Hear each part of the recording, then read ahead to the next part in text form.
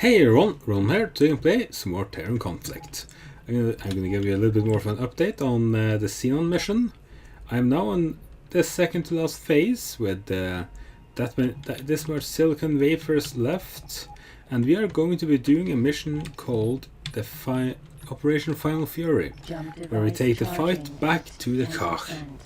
We're gonna destroy those cocks. But first I'm going to finish a new home. This mission right here. The mission that needs that I have a lot of money. Which, as you can see, I do actually have a lot of money. I have been doing a little bit of work on the side between videos, as you can see. There should be more than enough money, right? Also, I want to use this sector as an microchip production sector. Gonna make 20 production factories here just to make chips for my Xenon hub. And once that's done, it's just gonna make me a ton of money. Because that's the funny thing. The entire world needs microchips. So you just earn a lot of money on it. It's freaking awesome. Hey dude, from the sectors, I want to buy them now. Okay. Incoming message. Let's see. You're the legal owner of new sector. You have to visit and register the name. Here's the funny thing, the whole naming part. That actually changes how the system looks and what's in said system. Me, for example, I'll be wanting a system with a lot of silicon, because ore is usually not the most valuable of items. Silicon will allow me to have a much larger facility, as it will allow me to make more crystals, which allow me to make more energy, which will actually allow me to use more of the ore. Of silence. So I'm just going to have to quickly check what the name was again that I wanted. I think it was Guiding Star or something like that, but I'm going to have to quickly check. It was indeed Guiding Star. Guiding Star is the one system with the most silicon ore. Let's see. Alright. His name was Alex Mansfield. I'm the registers this sector. Yeah, it costs a lot of money. Incoming message. Yes, and now incoming message. Now I can't. Now I can choose a name. I will, as you can see, all of these things. See as well, spring all this. This will. Some of them has a lot of ore, and some has medium everything, and this one has a whole fucking lot of silica. Guiding Star. Fly to the unknown sector. Yes, it is now mine. But first I'm going to have to get some more energy cells because I'm running out. Oh god. Alright, here it is. Unknown sector. As you remember before, there was no other gates in this system. But now when I come out, I will see it right over... Oh, okay, it's a little bit further out than I remember then. Maybe it's right behind this rock. Maybe. I remember it being in this direction. Oh, there it is. It was just hidden behind. As it was not here before. I would have seen it if it was. And it cost you about 370 million credits. But when I'm mainly trying to build up the Xenon hub, just so I can show you guys how it looks in its full potential. Yeah. Yeah, currently it's connected to, let's see if I can get there, President's End, and it's also connected to down here where I'm getting a lot of silica to the what is this, perpetual sin. It's connected to those two, and it's actually it's a pretty good idea, because it does make the entire universe a little bit closer, meaning it saves me and my ships a lot of energy cells from jumping and such. I won't have to refuel as often, And I need a Fate's silica. guiding star. This one is not even meant to earn me money. The credits you see coming in here is just from the hub. A complex hub. The only thing it controls really power does is make me silica. And the silica I really need. What I'm going to be using this system for is actually to make shields and weaponry. Because I can have such a gigantic factory here, I can easily just add one of every kind of weapon and shield here. That's until I've used up all of my ore. And I already have some of it covered in another system.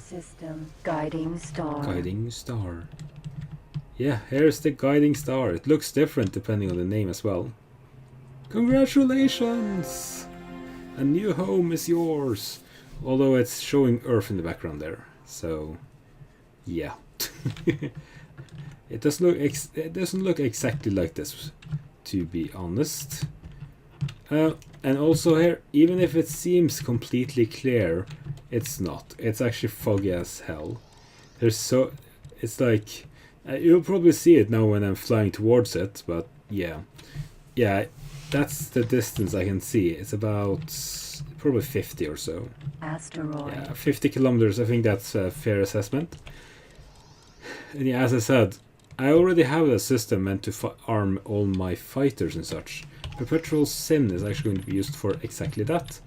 I'm going to add 10 factories to make high energy plasma throwers, singularity projectiles, I think.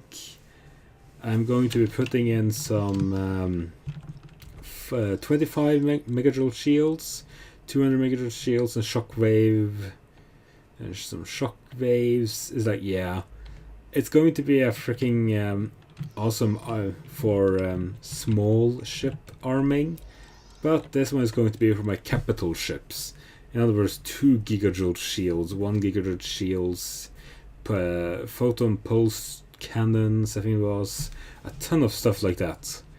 It's going to be freaking awesome, the amount of weaponry and such I'm going to be making here. And here's the funny thing.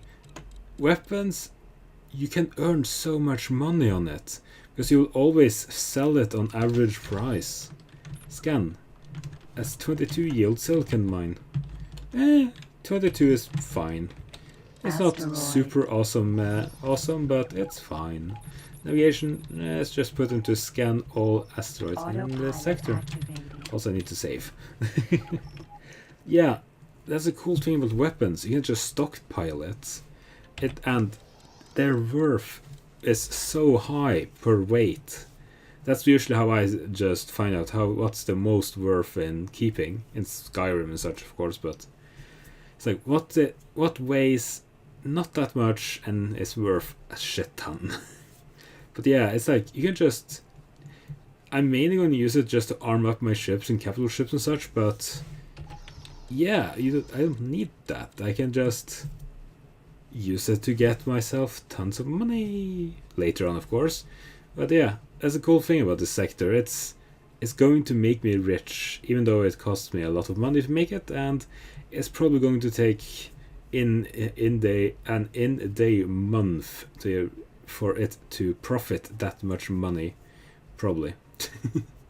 Another fun little thing about this system, as you can see on here, it has 300% suns, just like every other player-owned system.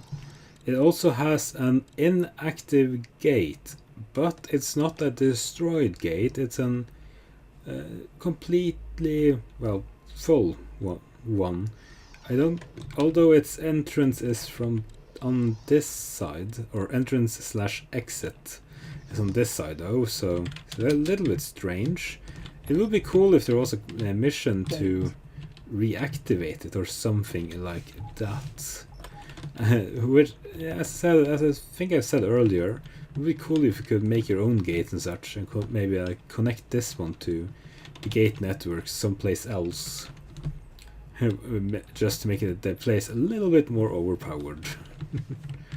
But yeah, I think every player-owned sector has a second set of gates that's just offline. I think they do at the very least.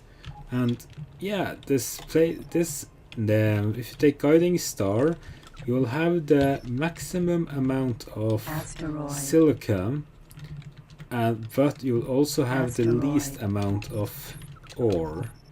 So it's a give and take. But to be honest, what you gain from it is a lot more than what you lose.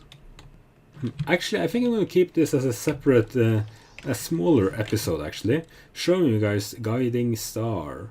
It's a pretty cool, cool system, as it is basically almost the only player-owned system.